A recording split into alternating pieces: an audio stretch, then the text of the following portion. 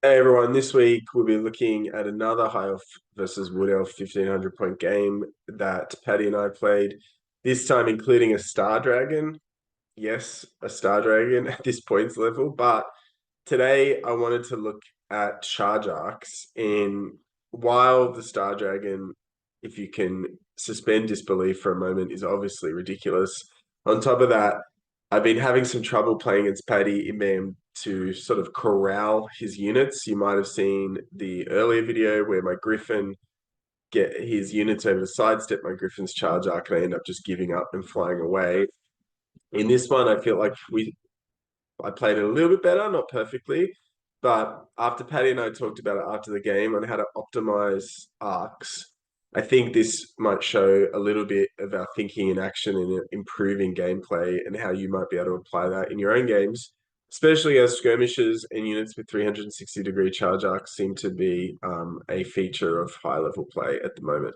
So on the screen, you've got my Lothan Skycutter on the left, a dragon looming in the background, and some space here that is going to become filled by these dragon princes that are going to come through in a minute. So Paddy, understandably, had cramped up against the power of a star dragon and the Sisters of Avalon on top of a hill, and he had put a lot of his units behind the terrain here.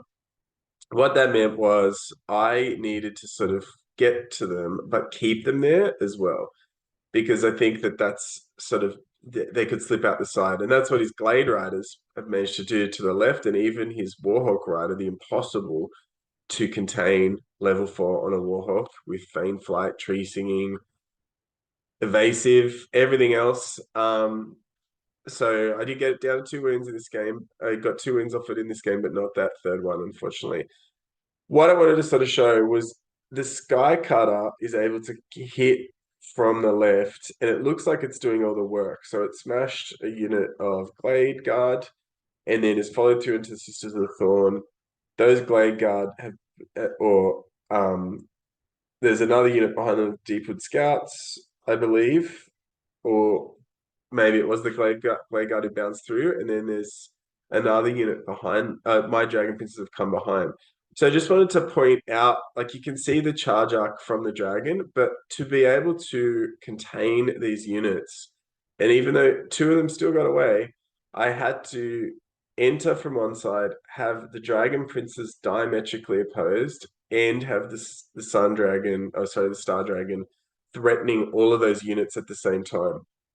So the level of influence here can't be understated as well. While it might look, the Star Dragon never ends up in combat in this game, but is able to exert significant influence over the game because no one wants to get into combat with it. So everyone's moving out of its way, taking chances with the other units instead. And here, that's sort of what happens is the Sky Cutter is able to punch through that Glade Guard unit, they bounce through. The Sisters of Thorn will then also lose the next combat. They will bounce behind and end up over here on the other side of the Dragon Princes, so I can't charge them. And the Sky Cutter will just continue onwards. It means ultimately that they stay, all of his units are able to stay out of my arc, but the damage has been done and the Sky Cutter ends up ripping through 3 units. So a coordinated team effort, but just something that is emphasizing to me, if you're playing an army that needs to attack, you need to think very carefully about where your charge arcs project to.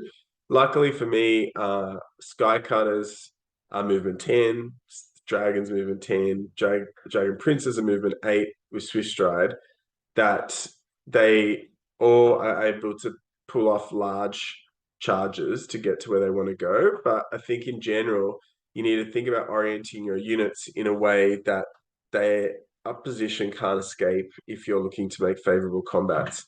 Probably just to more to the point on how to be even better with this, if I had the choice, would be to take these wing units and have them face perhaps 45 degrees towards the boundary or even 60 degrees.